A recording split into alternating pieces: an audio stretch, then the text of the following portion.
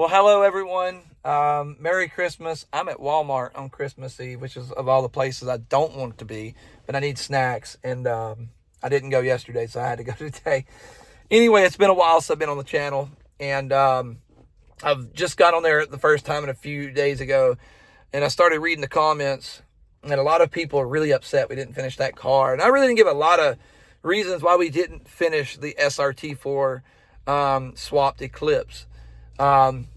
But there's a lot to it. You know, we did sit down and do a list, and it was going to be north of 60 grand to finish that car. But it wasn't just a money thing. It was a family thing. And there was a lot of people that I really needed to come through. And the timelines that they were going to come through were just astronomical. And I was like, man, that's, because we were going to run a Haltech unit in it, and we needed a custom harness built, and we needed a custom cage set up.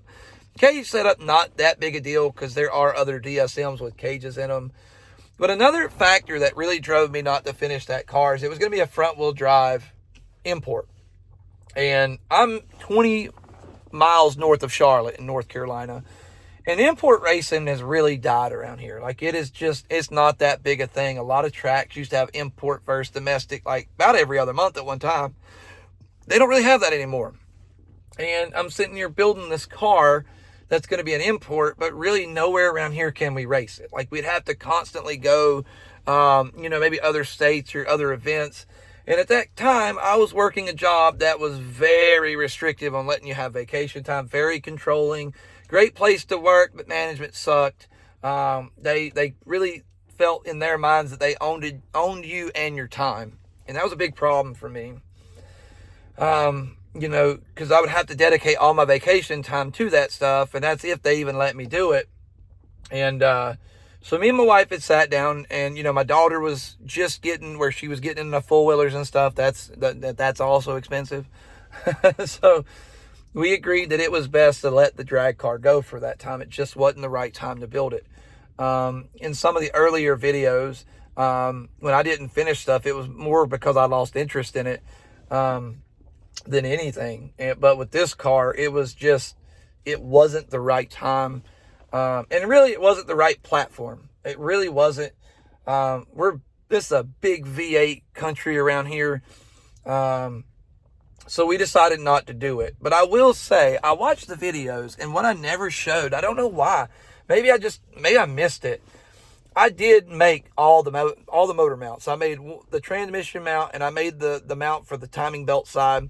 And then I made a back thrust mount that would control the amount of torque off the line so the motor couldn't sway. Real heavy duty mount. And I actually fully mounted it in the car. Like, I can at least say I had the very first fully swapped SRT for Eclipse. It never ran. But I did hang the motor in, and I did prove it could work. A lot of people said it couldn't. The oil filter housing would get in the way. The differential would cover for the transmission would get in the way of the cross member and all that stuff, and it doesn't. There's some, geometry that has to go into that, but I did make it happen. And that, to me, was a success, which really, in my mind, made it something that I could let go because at least I got that far. I understand a lot of people wanted to see it built, and I did too. But there was so many things fighting that build.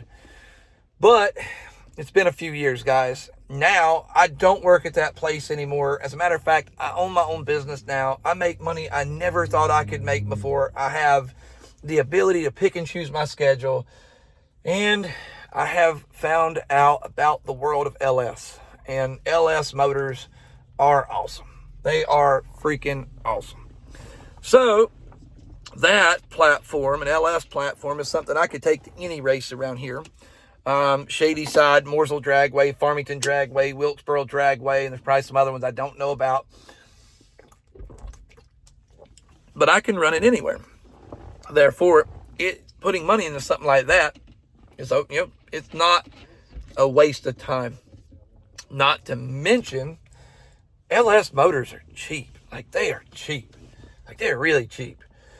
So we sat down the other night and we talked, and I told my wife, look, the race itch, if you are a racer or you into cars, into racing, that itch never goes away. I'm going to tell you, it doesn't.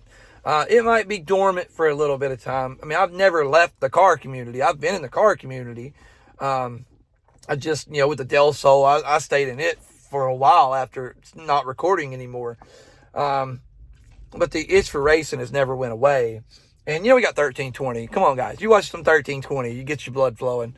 So I sat down and talked to her, and I said, look, Kinsley's got a little older. Kinsley, my daughter, has also asked why we didn't finish that car. If you remember in the video, she was helping me a little bit.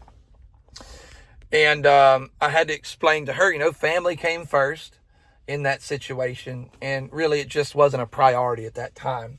And the money really wasn't. It was there, but it wasn't there. Like, it was going to take everything we had to build that. And, a lot of race car or people on a race car, that's kind of how it goes.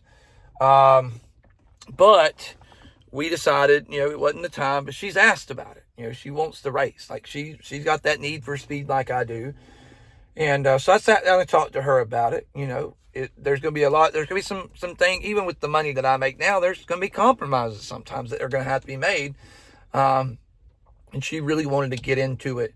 And I would really like her to get into it. I can help her with structure. There's a lot of things you can learn racing. There's a wonderful community of people. It's really good people. But anyway, the only thing racing really doesn't teach you is financial responsibility at all. It teaches you how to spend a lot of money.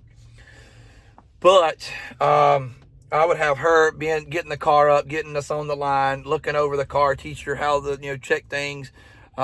She's going to help me build it. I sat down and talked to my wife. She was not too thrilled about this. But we agreed in May we would start looking for a chassis. I'm not really worried about finding an LS motor. Those things are a dime a freaking dozen. We're not sure what LS we're going to run, whether it be, 5.3, 6.0, 6.2, probably be a 5.3. They're just very versatile. But that is our plan. As of right now, in my neighborhood, there's a G-body, Monte Carlo, that's been sitting there for a long time. And I'm hoping I can slip a thing in his mailbox. It doesn't look like they care about it, but sometimes these people do. And hopefully getting to give it to me for $500 or so. That's probably not going to happen. I'd give $1,500 for it. I wouldn't want to, but I could. I'd give more than that, still wouldn't want to. And that will be our platform. And over the next year, probably, we will get it built. I really want to stick to a common chassis.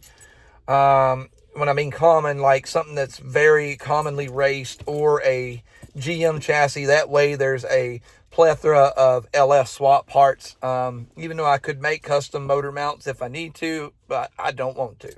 I would like this to kind of be a drop it in, and go to a point. As far as the setup after that, we don't know if it's going to be nitrous aspirated or naturally aspirated, turbo, probably gonna be turbo. I really don't know though. We'll have to get into it and see.